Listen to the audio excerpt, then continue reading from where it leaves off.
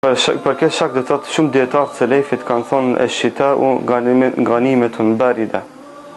Kanë thonë dimri është fitore e ftahtë, e lehtë, e mirë, pa vështirësi dhe pa angazhime.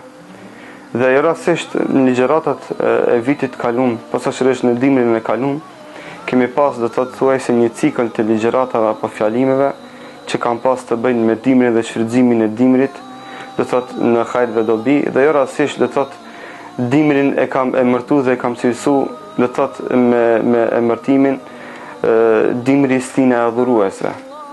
Nga se dimri do thotë ashtu është i krijuar, ashtu e ka kohën dhe momentin dhe çastin ku çdo musliman do thotë mund që ta shfrytëzojë dhe ka hapësirë të madhe për të adhuruar Allahun subhanahu wa taala. Dhe njëra nga format e adhurimit në dimër është edhe agjerimi. Ku elhamdulillah do thotë nata është e gjatë, dita është e shkurtë dhe kështu në këtë formë muslimanit i jepet mundësia që sa më shumë të agjeroj. Këtë do ta potencoj do thotë pasi që ndërlidhet pyetja me agjerimin, posaçërisht muslimanët të cilët kanë të bëjnë do thotë kanë kaza apo kanë agjerime të cilët i kanë lënë më herët pa marrë parasysh a kanë qenë të ri për shembull apo sot janë pak më të vjetër, pa marrë parasysh se ata agjerim ai kanë lënë duke qenë në ushtri do thotë më herët kur s'kan pas mundësi që ta agjerojnë, duhet që ta shfrytëzojnë stinën e dimrit që ato ditë do thotë t'i bëjnë kaza apo t'i kompenzojnë. Për shpërblimet e agjerimit do ta përmendë hadithin e pejgamberit sallallahu alaihi wasallam ku thotë ma min abdin yasumu yawman fi sabilillahi illa ba'ada Allahu bidhalika al-yawm wajhahu 'anil nari 70 kharifa.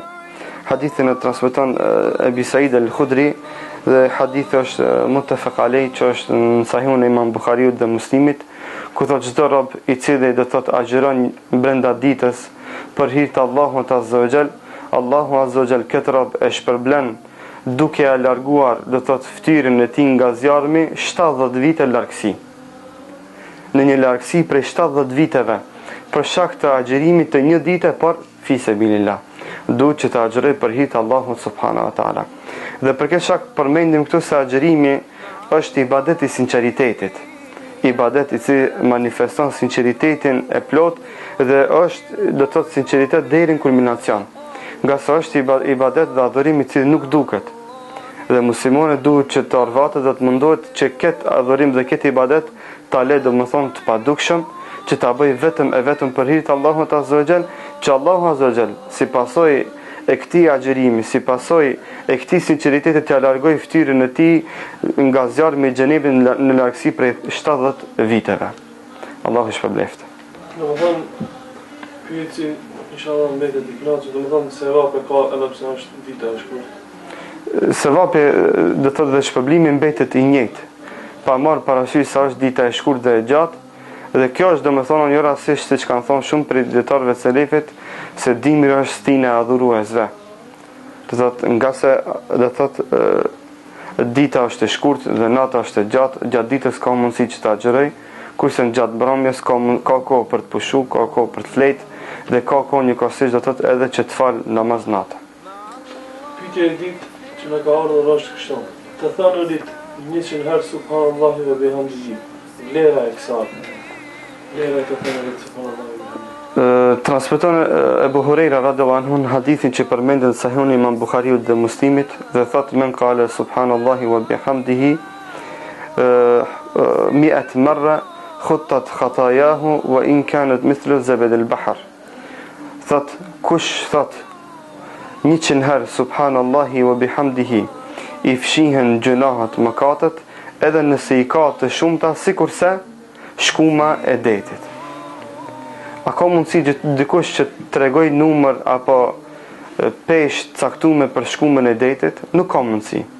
Nga se sasia është shumë e madhe. Sikurse nuk ka mundësi që të caktohet shuma dhe sasia e detit. Në të njëjtën formë do thotë, nuk ka mundësi do thotë që të numërohen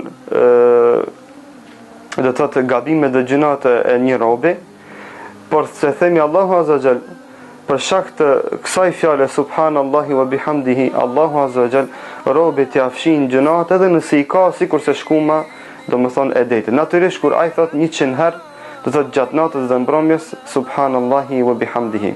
Kështu që themi që muslimoni duhet ta ketë gjuhën e tij të lidhur me dhikr, me përmendjen e Allahut Azza wa Jall, me dhikra të cilët janë do të përmendur në sunetin e pejgamberit sallallahu alaihi wasallam. Abu Dharr radhiyallahu anhu në një transmetim tjetër në Sahihun e Imam Muslimit përmend se pejgamberi sallallahu alaihi wasallam o shpyt suila an afdal dhikr, se pejgamberi sallallahu alaihi wasallam o shpyt nga dhikri më i mirë, më i çmueshëm tek Allahu Azza wa Jall. Pejgamberi sallallahu alaihi wasallam u përgjigj tha, dhikri më i mirë është dhikri i melaçeve, që është subhanallahi wa bihamdihi. Thot dhikri më i mirë është dhikri i melaçeve, të cilët melaçe edhe ata janë detyruar dhe janë urdhëruar nga Allahu Azza wa Jall që ta madhërojnë Allahun subhanahu wa taala me fjalën subhanallahi wa bihamdihi. Dhe kështu që themi do thot për çdo musliman dhe për gëzojmë atë që e ka gjuhën e lidhur me dhikr, e posaçërisht dhe në veçanti me dhikrin subhanallahi wa bihamdihi, se Allahu Azza wa Jall atyre besimtarëve do thot u afshin gjunahet dhe mëkatet, edhe nëse i kanë sa shku me edetit, dhe se themi se ky dhikr është dhikr edhe i melaçeve, që tregon do thot rëndësinë dhe vlerën dhe peshin e këtij dhikri tek Allahu subhanahu wa taala. Allahu shpëlbeft. Assalamu alaikum wa rahmatullahi wa barakatuh. Ndojmë pyetje që parashikojmë. Pyetja e radhës, çka na këshillon Hoxha i nderuar të bëjmë në këtë bashkëri që ne ka pasur gjithë ne? Do t'ju kisha këshilluar me këshillën e Hasan al-Basriut, Allahu e mëshiroft, dietari i devotshëm dhe i dijshëm, ku një ditë prej ditëve do thotë dhe në këtë formë do të përgjigjen 4 pyetjeve që shpesh herë parashtrohen do thotë nga pyetësit. Një ditë prej ditëve erdhi një njeri tek Hasan al-Basriu dhe i tha, jam duke ndi ngurtësinë në zemrën time. Tha, bën istighfar. Erdhi ditë dhe tha, o Hasan, o ti dietari i mirë dhe i devotshëm, tha, nuk kam evlat, nuk kam fëmijë. Tha, lutë Allahu, bën istighfar. Thuaje fjalën astaghfirullah, që do të thotë, o Zot, kërkoj prej teje që të më falësh mëkatet. Erdhi treti, tha, çfarë të bëj nga se do të thotë më ka kaplu varfria. Tha, kërko prej Allahut Azza wa Jall falën nga mëkatet e tua, apo thuaj astaghfirullah. Erdhi i katërti dhe tha, o Hasan al-Basri, tha, ma është tha ara. Do thotë frutet e tokës janë tha, kemi thatësi të madhe, ne ka kaplu të lashe dhe thatësi e madhe. Çfarë të bëjmë? Hasan al-Basri përsëri të njëjtën përgjigje tha, thuaj astaghfirullah. Nxënësit e tyre pyetën, o hoxh, than, si ka mundësi 4 pyetje të ndryshme kurse e njëjta përgjigje? Të pyetën do të thotë për mëkatet, për ngurtësinë në zemër, thua u përgjigje me fjalën astaghfirullah. Të pyetën për evlat, për ata që nuk kanë evlat, ju thotë që përsërisin fjalën astaghfirullah. Të pyetën e njëjta përgjigje. Tha, nuk shtova asgjë nga vetvetja ime, por se u bazova në fjalën Allahut Azza wa Jall ku thot, wa qultu astaghfiru rabbakum innahu kana ghaffara yursilu as-samaa'a 'alaykum midrara wa yumdidkum bi amwalin wa banina wa yaj'al lakum anhara. Tha, e përkujtova fjalën Allahut Azza wa Jall ku thot, edhe thuani astaghfirullah. Fa qultu astaghfiru rabbakum, edhe thot Allahu Azza wa Jall, edhe ju thash, bëne istighfar të madh Allahun Azza wa Jall. Kërkoni shumë istighfar për Allahun subhanahu wa taala. Innehu kana ghaffara, nga se ai i fal mëkatet, i fal gjunahet. Pra nëse ke ngurtësi dhe vrasësi në zemrën tënde, nëse e ndin këtë është si pasojë mëkateve. Dhe nëse don që të lirohesh nga kjo, atëherë thuaj astaghfirullah, sepse Allahu t'i fal mëkatet. Yursil as-samaa'a 'alaykum midrara. E Allahu Azza wa Jall juve nga qielli si pasojë istighfarit ju çon shi të bollshëm, ju çon shi të mjaftueshëm, nga i cili shi, nga i cili ujë do të përfitojë toka juaj dhe bereqeti që keni mbjell. Wa yumdidkum bi amwalin wa banin. Allahu pastaj juve si pasojë istighfarit ju çon pasuri edhe çka edhe evlat. Ju çon pasuri edhe evlat. Dhe ne themi se padyshim se Allahu Azza wa Jall është më i pasuri. Në dorën e të cilët është rrezikë, në dorën e të cilët është pasuria. Dhe se ne kur kërkojmë falje dhe kur bëjmë istighfar tek Allahu Azza wa Jall, padyshim se ai ka fuqinë dhe mundësinë që neve të na pasurojë. Kështu që themi ai që do të thotë vuan nga varfëria, i themi natyrisht që del dhe ta kërkoj riskun e tij për çdo ditë, por se nga ana tjetër gjuhën e tij ta ketë të lidhur me fjalën astaghfirullah, astaghfirullah wa atubu ilayh, dhe kështu me radhë në gjitha format dhe mënyrat që besimtari do të thotë kërkoj falje nga Allahu Azza wa Jall nga mëkatet që i ka bërë. Wassalamu alaikum wa rahmatullahi wa barakatuh. Pyetja e radhës e katërt në radhë thotë kështu. Përshëndetje, jam një vajzë 26 vjeçare, fali namaz, por dua të di a ka ndonjë lutje të veçantë që mund ta bëj për një djalë që e dua, dhe a është haram të lutesh Allahun për dikët që e do. Allah e shpërblet. Do të përgjigjem do të thotë në dy aspekte. E para do të thotë vajza apo femra e ka të ndaluar me rreptësisht fetarisht që të ketë dashnor, me cilën dashnor do të thotë ka kontakt, komunikon me te me anë telefonit, shihet me te, do të thotë her pas heri, vetëmohet me te, do të thotë gjitha këto veprime janë haram për një vajzë apo për një femër muslimane. E dyta, nuk është as pak të ndaluar që një vajzë do të thotë ta pëlqejë një mashkull. Nuk ka asnjë farë ndalesë fetare, thotë që një vajzë ta pëlqejë një mashkull të caktuar, një djalosh të caktuar, sikurse do të thotë e ka parë foton e tij në vend të caktuar, apo e ka parë atë duke kaluar ka rruga dhe kështu me radhë, por nuk ka kontaktuar me te dhe këtë djalosh do të thotë i ka pëlqyer kësaj vajze. Parimisht nuk ka kurrë farë problemi do të thotë që një vajzë ta pëlqejë do të thotë një djalosh të caktuar, apo një djalë i caktuar ta pëlqejë një vajzë të caktuar. Por se kriteri i pëlqimit duhet të jetë feja. Që një vajzë kur ta pëlqejë një djalë të caktuar, ta pëlqejë nga se ai djalosh është do të thotë fetar, është musliman i mirë dhe natyrisht nuk prish punë edhe nëse është i bukur. Por se bukuria duhet të jetë do të thotë në fazën e fundit, kriteri i fundit. Por se kriteri final dhe kryesor duhet që të jetë çka feja e atij djaloshi, nga se një ditë prej ditëve do të mbetet elementi i fesë, i cili element do të bëj bashkimin e kësaj vajze me atë djalë. Nga se pasuria harxhohet, bukuria do të thotë harxhohet, dhe gjitha gjëra tjera harxhohen përpas së fesë. Ajo mbetet element do të thotë i cili lidh të riun me të ren, apo burin me gruan. Dhe nuk është as pak do të thotë ndaluar dhe nuk ka problem që një vajzë ta lutë Allahun Azza wa Jall që ta bashkojë me atë djalosh. Me atë djalë që djali ka pëlqi, sepse nuk ka ndalesë do të thotë parimisht. Dhe këtë kemi do të thotë nga shumë rastet që her pas heri do të thotë vajza dhe gratë caktuara kanë ardhur tek pejgamberi sallallahu alajhi wasallam dhe pejgamberi sallallahu alajhi wasallam i kanë ofruar martesë. Nga se e kanë dashur të personalitetin e pejgamberit sallallahu alaihi wasallam. Dhe se themi se do të përmendim këtë rastin e Selemes, që është rast do të thotë i prekshëm dhe i ndihshëm. Seleme është një gru do të thotë sahabike, do të thotë e devotshme dhe e mirë dhe e veçuar në mesin e shumë grave. Por nuk do t'ja përmendim një tësi që t'ja përmendim në fund.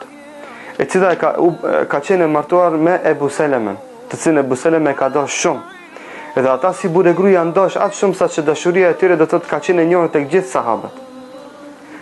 Janë dashur aq shumë sa që është ditë tek të gjithë se çfarë dashurie të veçantë ka Seleme ndaj Ebu Selemes dhe e kundërta Ebu Seleme ndaj Selemes. Por Allahu Azza wa Jalla sprovon që vdes Ebu Seleme. Dhe Seleme e ban duan dhe thot Allahumma ajurni fi musibati hadhihi wa akhlif li khayran minha. E thot këtë lutje ama dyshis nuk bindet në vetvete. Dhe thot o Zot, më shpërble për këtë sprovë që e pata dhe këtë të keqe më zaventson me një më të mirë. Thot si ka mundësi që të ketë burr më të mirë se sa Ebu Seleme. Ai do të thotë tek ajo ka qenë pa paramendueshme që të ekzistojë një burr i cili burr është më i bukur, më i mirë, më i dashur tek ajo se sa Ebu Seleme. Por e thot duan. Pas një kohë, Selemes i ofrojnë martesë shumë sahab. I ofrojnë martesë Ebu Selemes, i çojnë mësit, shkus, që të martohet me te, gjithë i refuzon. I dërgon kërkesë edhe Omerit radhiyallahu anhu. E refuzon kërkesën e Omerit radhiyallahu anhu. I dërgon ofertë edhe Ebu Bekrit radhiyallahu anhu. E refuzon edhe ofertën e Ebu Bekrit radhiyallahu anhu. Në fund i dërgon ofertë pejgamberit sallallahu alaihi wasallam dhe natyrisht se Seleme bindet hadithin e pejgamberit sallallahu alaihi wasallam se pas ka burr më të mirë se sa Ebu Seleme dhe se Allahu sprovën do thotë asaj dashuria i ka zaventsu me një dashuri shumë më të mirë, që është dashuria me pejgamberin sallallahu alaihi wasallam, dhe ajo martohet me pejgamberin sallallahu alaihi wasallam edhe bëhet çka cilësia që nuk e përmenda, çka nona e gjithë muslimanëve deri në ditën e gjykimit. Kështu që themi se një vajzë parimisht do thotë nuk është problem që ta lutë Allahun azza wa jall që të martohet me një djalosh të caktuar, por se kriteri i kësaj kërkese duhet të jetë do thotë feja e atij djali, e jo do thotë bukuria dhe pasuria që i ka, edhe pse esenca mbetet që vajza muslimane e devotshme dhe e mirë dhe e cila ka nder do thotë të mirë dhe të saktë, që këtë punë t'ja lën Allahut azza wa jall, që ajo të mos mirret me çështjen e martesës, që të bëj doa që të martohet me filan djalin, me filan djaloshin, me filan burrin dhe kështu me radhë, por se këtë çështje ta lën caktimin e Allahut azza wa jall, por se duaja e saj duhet të jetë globale, sikurse më thon o Zot, më mundso që të martohem me një djalë i cili është fetar, i cili është punëtor, i cili është i moralshëm, i cili është edhe i bukur, nuk prish punë. Por se do thotë duaja ose i pasur, nuk prish punë. Por se duaja duhet të jetë do thotë globale, duke mos ia caktuar që o Zot më mundso që të martohem me Hasanin, me Hisenin, me filonin. Pse? Nga se ai ka mundësi që ndërkohë të martohet me një vajzë tjetër. Do thotë dhe kjo vajzë ka mundësi që pastaj të bie në depresion, që të mërzitet, do thotë që të pikëllohet, për këtë shkak themi do thotë wallahu alam që duan ta bëj do thotë përgjithshme, që Allahu azza wa jall do thotë nëse ai djalosh është i mirë për të, natyrisht Allahu azza wa jall mund ka mundësi që t'ia pranoj duan dhe që atë djalosh me atë vajzë do thotë të bëj bashkë apo më mirë thon të bëj burrë gru. Allahu shpërbleft. Wassalamu alaikum wa rahmatullahi wa barakatuh.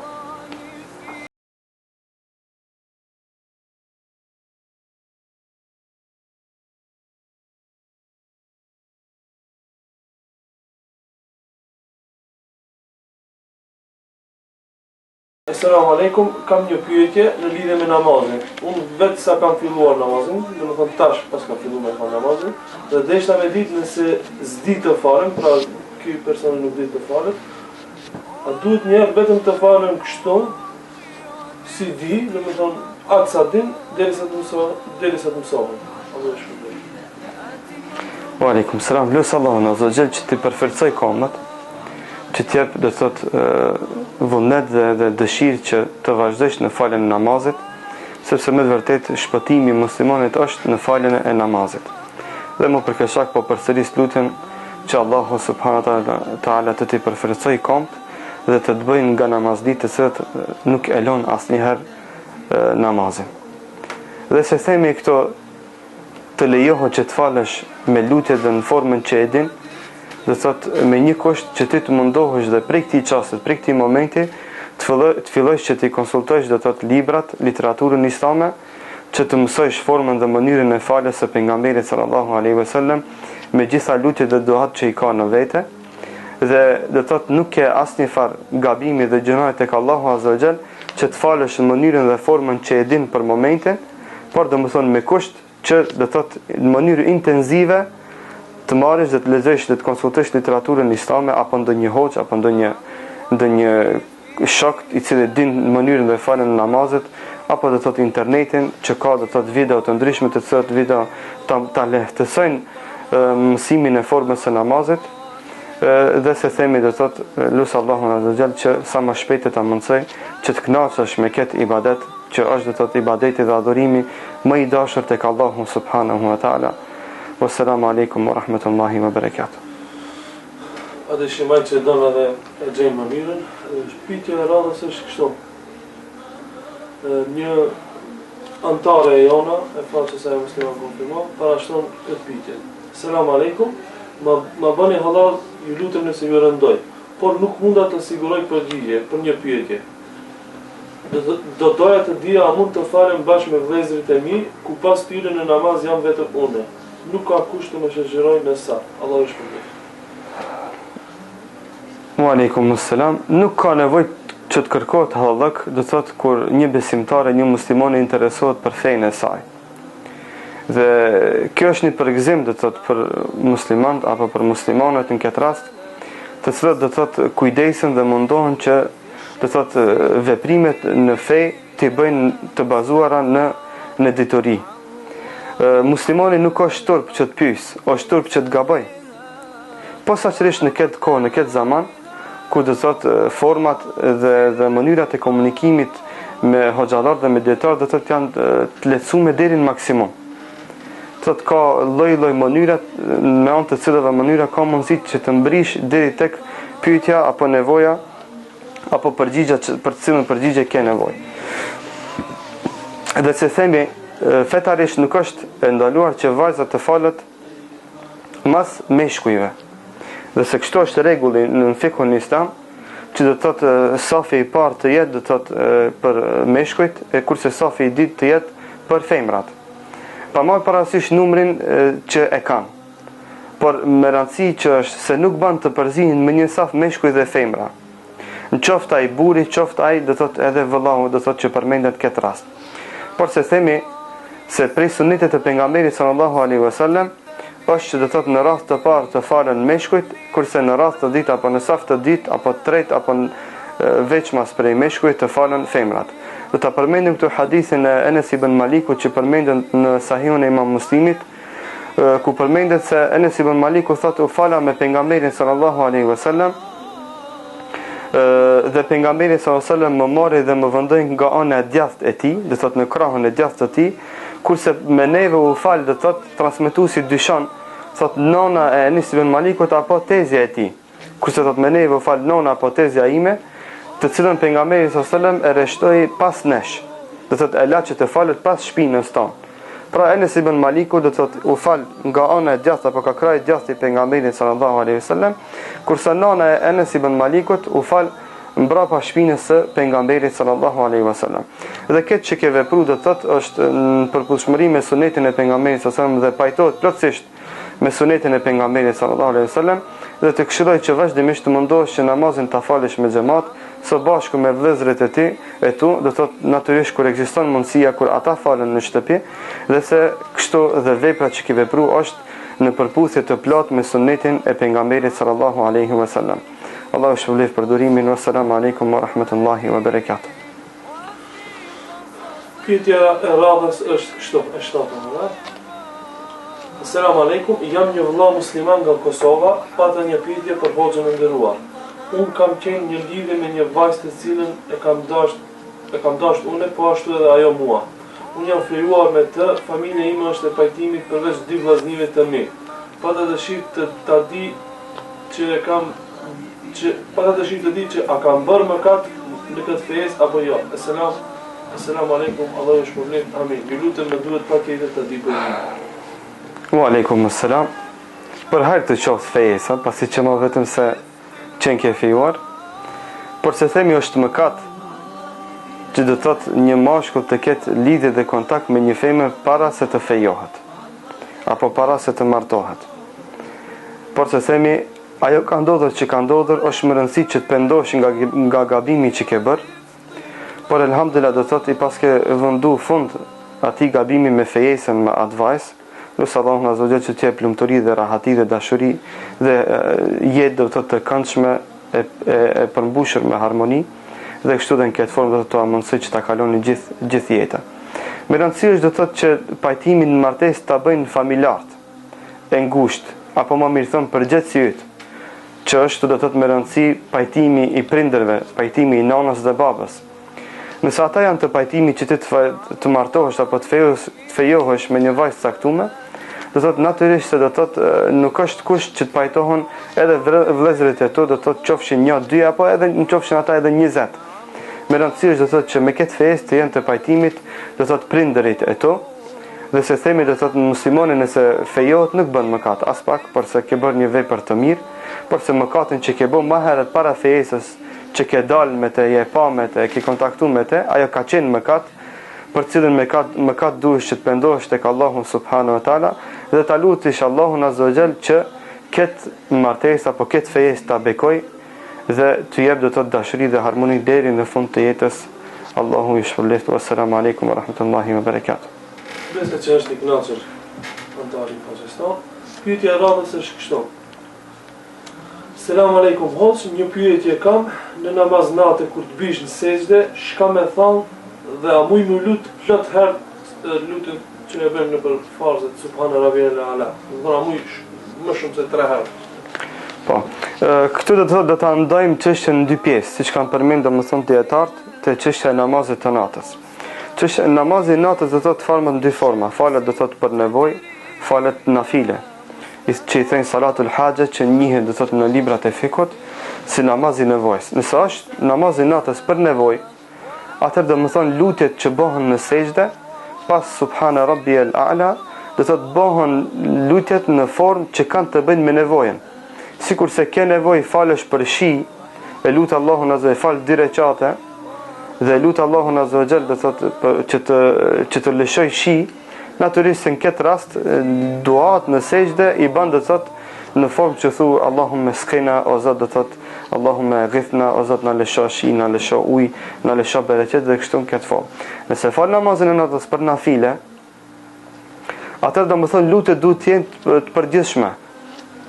Sikur se do të thotë thu subhana rabbiyal a'la, dhe ka mundësi që të mjaftohesh vetëm me lutjen subhana rabbiyal a'la dhe përsërit këtë 100 herë, 10 herë, 20 herë, pa marrë parasysh do të thotë se sa ke nevojë dhe sa ke do të thotë dëshirë. Ka mundësi që të përzish lutjet ashtu siç e ka përzi pejgamberi sallallahu alajhi wasallam, sikur se thu subuhun qudusun rabbul malaikati war ruh, sikur se lutja që është Allahumma ya muqallibal qulubi thabbit qalbi ala dinik, Allahumma ya musarrifal qulubi wal absar sarrif qalbi ala ta'atik. Dhe kështu në këtë formë do të thonë shumë lutje të cilat janë të përmendur në sunetin e pejgamberit sallallahu alaihi wasallam. Por se do të thotë është e preferuar dhe suneti i pejgamberit sallallahu alaihi wasallam që edhe pas faljes së namazit të natës, në veçantë do të thotë që muslimanët të bëjnë lutje. Pse? Për shkak se është lutja pas ibadeteve pranohet. Posaçërisht namazi i natës, që është domethënë në kohë shumë të mirë, shumë të qelluar, do të thotë namazi është shumë i qelluar, është suneti i pejgamberit sallallahu alaihi wasallam. Dhe në këtë rast themi që është mirë që edhe të bëjsh lutje pas këtij adhurimi. Përmendet një hadith në Sahihun e Imam Muslimit që ka të bëjë me gruën e Abu Dardas dhe Abu Dardan. Gruaja e tij një ditë prej ditëve, një natë prej natëve faktikisht se kjo ka ndodhur natën, pasi që Abu Darda fali namaz të natës, filloi të thotë që të lutet për vëllezërit e tij, për musliman, për sahabët, për shokët e pejgamberit sallallahu alaihi wasallam. Dhe elusha Allahun azza wa jall, elusta Allahun azza wa jall me fjalët o Zot falë filonin, o Zot bekoj filonin dhe kështu me radhë. Kurse Ummu Darda, gruaja e tij, tha: "O Abu Darda, tha pse nuk lutesh për vete, por se lutesh për vëllezërit musliman?" Tha: "A se ke dëgjuar hadithin e pejgamberit sallallahu alaihi wasallam ku thotë: kush lutet për vëllezërit e tij, duke mos qenë ata prezent, Allahu azza wa jall u obligon melekëve që të njëjtën lutje të ja kthejnë lutësit." E thotë: "Unë pata dëshirë kur thësha që o Zot falva vëllezërve të mi, që melaçet të thojnë o Zot, të bëjnë dua për Abu Dardan, të thojnë o Allah, falja mëkatet e Abu Dardas." Që melaçet të luten për meje, për këtë shkak edhe unë u luta për vëllezërit e mi. Dhe Allahu azza wa jall të përforcoft komt, do të ta mundsoft që këtë namaz të natës ta vazhdosh, do të gjatë tërë jetës tonë, sepse me të vërtetë është begati dhe nimet i madh që dikujt Allahu azza wa jall të mundsoj dhe t'ia bëj nasip që të fal namaz të natës. Dhe mos harro që gjatë këtij namazit të natës ta lutish Allahun subhanahu wa taala që të lehtësoj muslimanëve kudo që janë ata, e posaçërisht në veçantë tani vëllezërve tonë musliman që gjenden në sëri, që Allahu azza wa jall të lehtësoj atyve, t'i liroj nga zullumi i zullumçarëve, të ashëroj të plaguarit, të lehtësoj grave dhe motrave muslimane që janë atje. Wassalamu alaikum wa rahmatullahi wa barakatuh. Pyetja është pak e thjeshtë, me qenë se edhe shumica e anëtarëve tonë janë të ri dhe tinejxhera. Prandaj edhe pyetja është direkt edhe e thjeshtë, të tut në shumë prej xhineve. Themi, parimisht do të thotë, e xhinet janë krijesa sikur se na. Thotë Allahu azza wa jalla: "Wa ma khalaqtul insa wal jinna illa liya'budun." Thotë nuk i krijua e xhinet dhe njerëzit përposë që të më adhurojnë. Qëllimi i krijimit, do të thotë qëllimi final i krijimit të njerëzve dhe e xhineve është adhurimi Allahut azza wa jalla. Dhe se me këtë ajet kuranor muslimanët e kuptojnë një send, se xhinet janë krijesa, sikur se që jemi na krijesa. Por se veçantia dhe veçoria ku është se xhinet janë krijesa të dobta, më dobta se njeri. Dhe për këtë shkak janë të fshehur, janë të padukshëm, nga se janë të dobët. A keni pa ndonjëherë në historinë islame që ndonjë e gjin të ballafaqohet me ndonjë njeri? Që t'i del para? Nuk ka. I bën cytje, i bën vezvese kur e gjon muslimanin në gjendje të papërgatitur. Por se themi nuk i ka hije muslimanin që t'i tutet e gjineve. Dhe se themi nëse tutja frika nga kundrejt e gjineve, muslimanin e shtin që të bëj mëkate dhe gjëna, kjo ka mundësi që transferohet deri në kufër dhe shirk. Nga sa në vend sa nga frika Allahu të largohet nga mëkatet dhe gjënat, ky besimtar në këtë rast nga frika prej gjineve i afrohet gjënave dhe mëkateve. Dhe kjo më është kufër dhe shirk. Dhe se themi muslimani do të thotë frikën e ka vetëm prej Allahut azza wa jall. Apo do të thotë sikur sa është frika nga disa elemente që janë të ngulitura në zemrën e njerit, do të thotë ligjet Allahut azza wa jall. Sikur sa është frika nga zjarmi, frika nga lartësia e madhe dhe kështu me radhë. Këto janë frikat natyrshme që i ka ngulit Allahu azza wa jall në zemrën e çdo krijese. A ka dikush që nuk friksohet nga zjarmi? Sikur se dikush hyn në zjarm vjet, do t'i themi kjo është i çmendur. Sepse nuk ka kuptuar realitetin e jetës. Por se frika nga e gjinët do të thotë është ndaluar fetarisht, nga se e gjinët janë krijesa më dobta se na. Janë më tutsa se na. E si ka mundësi që ti të friksohesh nga një tuts? Sidomos do të thonë një djalë i ri i cili është musliman, i cili do të thotë fal namaz, i cili adhuron Allahun azza wa jall, i cili bën zikr, e nga ana tjetër thotë friksohem nga e gjinët.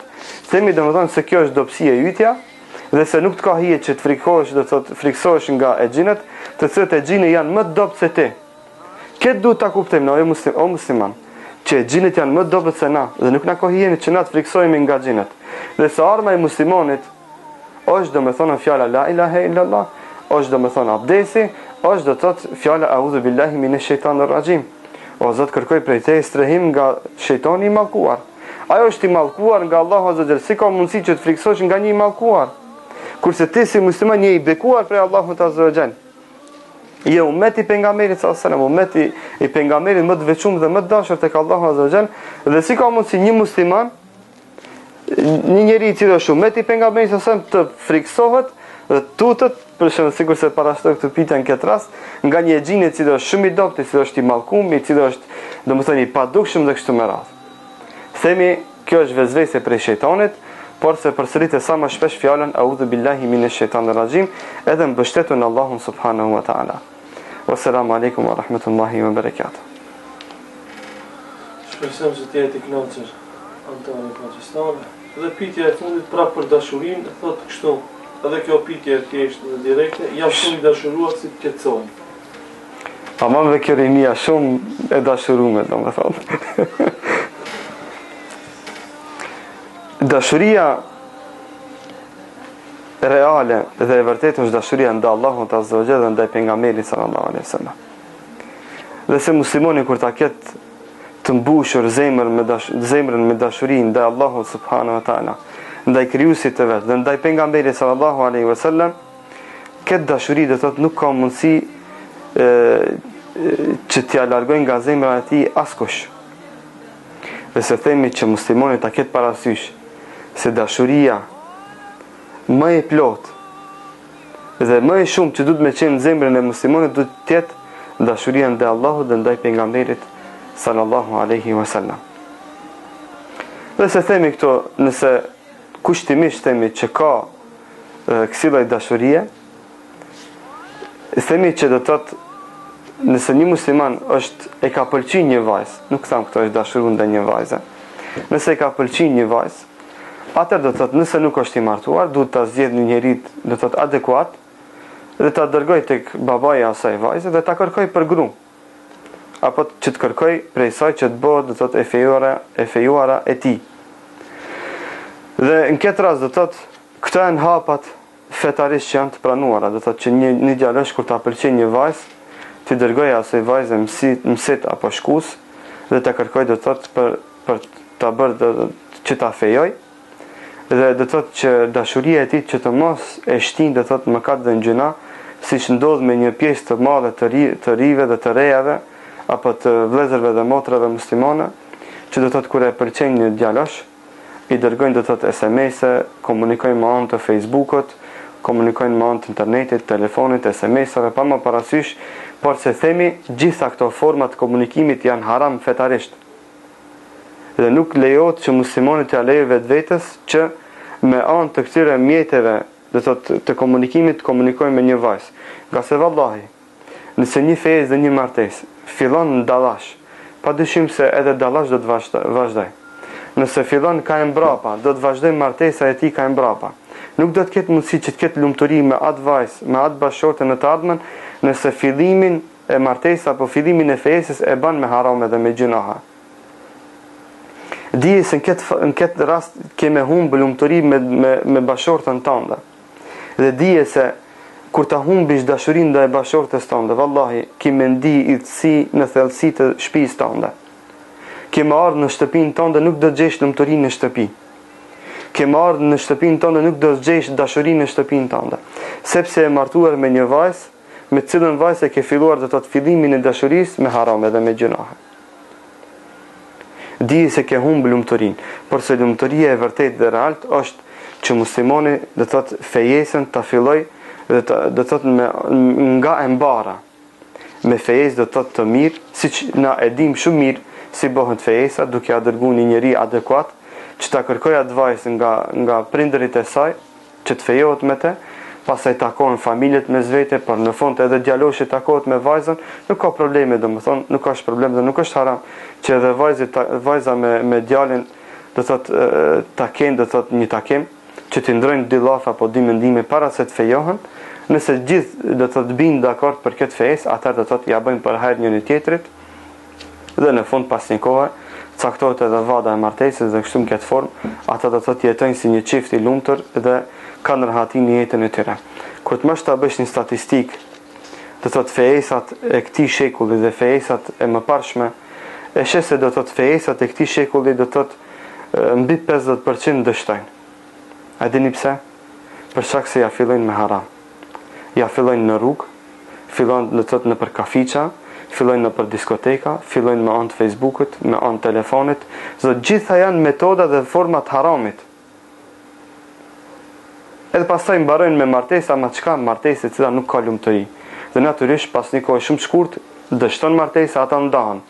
Sakrifica më e madhe kush është këtë rast? Është fëmia. Zakonisht janë fëmijët që mbesin ose pa non ose pa bab. Për këtë shkak, ojë të ri, mendojeni pak më larg, mendojeni pak do të me strategji më afatgjate, që do të fillimin e fesës ta bënin në mënyrë me cilën mënyrë do të jetë i kënaqur Allahu Azza wa Jall dhe e cila mënyrë do t'ju sigurojë rahati dhe qetësi dhe dashuri të realt me atë bashkëshorte me cilën bashkëshorte do të ti sot fejosh. Allahu ju bekoft, i dhe garatoft dhe ju amundsoft që të martoheni me djemë dhe bura do të devotshëm dhe musliman që në këtë formë do të keni jetë të qetë dhe të rahatshme. Assalamu alaikum wa rahmatullahi wa barakatuh. Piti nëse veç ka rënë atë gradë të dashurisë, më thonë pse i qesh nuk është që të mendon, thotë si të qetësohem kur jam në asnjë gjendje të dashurim. Qetësimi i kësaj dashurie është martesa. Thot pejgamberi sallallahu alajhi wasallam, ja ma'ashara shabab, man istata'a minkum al-ba'ata falyatazawwaj. O ju të rinj, kush ka mundësi për ju të martohet, sa më shpejt të martohet. Nëse vetëm se mo keron dashuri, pa marr parasysh dhe më thonë se a keron dashuri të ka jo vajzë me anë të kontaktit, apo vetëm e ke pa duke kalu rrugën, të ka pëlqi dhe e dashuru të ka jo, ljubov na për poglet të në shkup themi, dhe më thonë. Dashuria në shikim të parë. Këtu në shkup macedonisht të themi se na vem pak ma interesant, ma original del. Por si do qoftë, nëse e dashurun këtë formë, atër do më thonë, mësej adresin asaj vajza, edhe dhe thot, pyet gjatën të majtë, a ka dashnor tjetër ajo, se ka mundësi me qene feju me e huj, ka mundësi tjetë gruja e huj, atër në këtë rast e ke haram që t'ja dërgojsh dikën që ta kërkosh atë. Për keshak do më thonë, ja merë adresin, ja gjonë adresin asaj, pas të interesosh gjatën të majtë kusho qka është aja, për prejardën e saj, farefisën e saj, për nesebin e saj, për nderin e saj, pas e do të dërgon një mësit adekuat, një njeri adekuat, nuk shkon vetë ta kërkosh, si kurse bëjnë disa të ri, thot dhe praktikoj sunetin e pejgamberit sallallahu, shkon dhe thot tek dera e vajzës dhe ballafaqohet me grusht në hund, natyrisht prej babas së asaj vajze. Kjo është gabim dhe nuk ban me i bë këto gabime, parë se domethënë tradita tek ne është që dërgohet një njeri adekuat që i themi mëset apo shkues, do thotë që të shkojë dhe të kërkoj pëlqimin e babës, do thotë për advice, do thotë dhe kështu në këtë formë me lejen e Allahut e gjon qetësimin dhe rahatin nga kjo dashuri që është kapluar me te. Allah shpërblet besoj që është i kënaqur te dialogi i cili ka parashur këtë pyetje. Dhe një pyetje plus e cila sapo na erdhi është kështu. Selam aleikum vëllezër nderuar, nëse ke ende kohë për pyetje, pata dëshirë të pyes se si të vendos për një çështje që 4 muaj jam të lut, pothuajse në çdo namaz është fjala për një lidhje me një vajzë kam bërë edhe namaz të istiharës, mirë po nuk kam marrë ende ndonjë shenjë. Selam aleikum vëllezër. Pra pyetje lidhe me dashurinë. Na shkoj sot dita me dashuri, po hajde inshallah. Themi parimisht muslimanit nuk i lejohet që të ketë lidhje me vajzë. Në sheriat, në fe nuk ka lidhje me vajzë. Unë nuk di, do të thotë fetva për lidhje me vajzë. Alo s'kam gjetë ndonjë libër, alo s'kam dëgjuar ndonjë hoxh, ndonjë dietar që të ketë domethënë fetva e lidhjeve me vajza. Fetvaja është një, që lidhet me vajza do të më ndërprej dhe mi pkut. E dyta, generalisht kur muslimani do thotë ka hamendje për një çështje të caktuar dhe nuk mundet me vendos, natyrisht që i themi që të falë istihare. Namazi istihare apo namazi i dyshimit, ku njeriu domethënë dyshon, apo namazi i pavendosshmërisë, se në vendos do thotë një çështje të caktuar se si të veproj në të. Atër këtë rast të i falë do të thotë këto direqate. E dyta, pasi që të i falë këtë direqate, konsultohet me njerëz do të thotë të mençur që kanë urtësi dhe kanë dituri. Do konsultohet me te, edhe i themi për në fund fejda azemte, feteve kjenan Allah. Edhe kur të konsultohesh, ti mash të shkace, mbështetun Allahun, vendos edhe mbështetun Allahun subhanahu wa taala. Do të thotë se fundi fundit për çdo çështje do të më marr vendimin. Ja në të djathtë, ja në të majtë. Nuk ka mundësi me mbet mes dy rrugëve. I merr shkaqet, sikur se përmendën do thotë. Falën e istihadës, konsultimi me njerëz adekuat, vendosja dhe mbështetja në Allahun subhanahu wa taala. Këto janë 4 hapa, të cilat hapa muslimani duhet të merr çdo herë për çdo çështje të cilën çështje don të ta bëhet. Qoftë ajo martesë, qoftë ajo biznes, qoftë ajo udhtim, qoftë ajo domethënë tregtim medikant, qoftë ajo blerja e shtëpisë, blerja e makinës, kerit, ku diçka. Thotë këto janë 4 hapat që me lejen Allahut azza wa jall të mundsojnë që ta vendosish apo që ta marrësh vendimin i cili vendim do të jetë i dobishëm për ty në të ardhmen. Wassalamu alaikum wa rahmatullahi wa barakatuh. Allah shpërblet, do të për fund një këshill për të gjithë neve anëtarëve të faqes së musliman konfirmo. Si përmbyll. Këshillën të thënë këshill do të kisha dashur ta përmendi këtu, sidomos për anëtarët e faqes ajo musliman konfirmo, do të kisha thonë që do të rit duhet që t'ja dinë vlerën kohës. Thot pejgamberi sallallahu alaihi wasallam, ni'matani maghbunun fihi ma kathirun min an-nas, as-sihhatu wal-faraq. Thot di dhunti të sot dhunti kanë shumë njerëz, do thot nuk ja dinë vlerën asaj dhuntie. Thot as-sihhatu wal-faraq, shëndeti dhe koha e lirë. Të rit kanë shëndet dhe kanë kohë shumë të lirë. Dhe këtë shëndet dhe këtë kohë duhet që të mundohen që ta harxojnë në respektimin e Allahut subhanahu wa taala dhe ta adhurojnë Allahun azza wa jall sa më shumë. Sepse tani kur je i fortë dhe kur ke kohë, shanse dhe mundësi për të bërë adhurime, do të thotë e ke do të thotë nivel shumë të lartë dhe shumë të madh. Dhe të mundoheni që do të thotë sa më shumë të adhuroni Allahun azza wa jall, sepse jeni të ri dhe keni kohë të lirë. E dyta, pasi që këtu më ka të bëjë me faqet internetit, themi që në internetin apo Facebookun ta shfrytëzoni për punë të mira. Ta shfrytëzoni për çështje dhe mesele të cilat ju bëjnë dobi në fejnë e juve, do bëjnë dobi për moralin e juaj, ju bëjnë dobi për intelektin tuaj. Që të pasurojnë domethënë sa më shumë me informata dhe dituri, të cilat dituri dhe informata ju bëjnë juve dobi dhe ju ngrisin dhe ju bëjnë më të devotshëm dhe më afër Allahut subhanahu wa taala. Këto ishin ato dy këshilla të cilat mendoj se ja vlen që të përmenden për trit, thotë siç përmenda e para, ta shfrytëzojnë shëndetin në adhurimin ndaj Allahut subhanahu wa taala, ta shfrytëzojnë kohën e lirë, që sa më shumë të adhurojnë Allahun azza wa jall, dhe e dyta do thotë që internetin apo Facebookun ta shfrytëzojnë për gjëra të dobishme, të cilat do të u ashtojnë